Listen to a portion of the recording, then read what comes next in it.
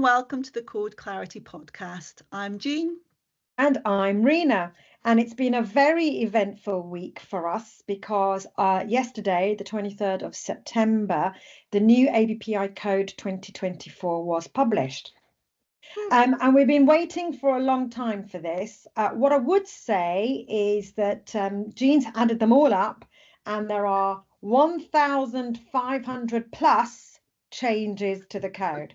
But before you all freak out and panic, we are really pleased that we're going to be putting on a webinar for you to go through what the key changes are and how you're going to implement those. And we will talk about the date and how to register at the end.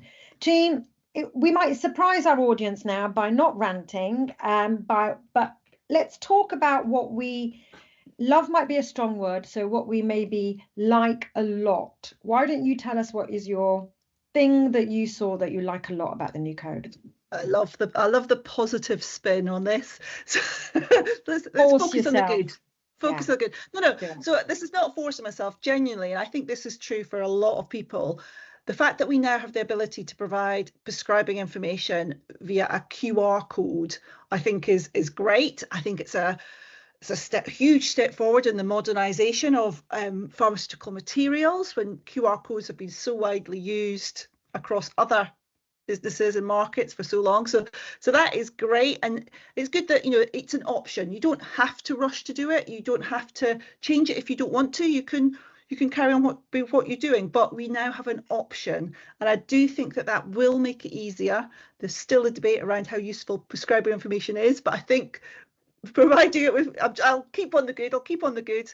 At least they can be provided with a QR code. So I think that is a positive, and I'll say that is something that I definitely strongly like. How about yourself? What's the one thing that you love or like? Strongly like. Let's leave it there. I think what I'm going to say is that I like that there's nothing in the updates in the new code which relate to social media, AI, or patients.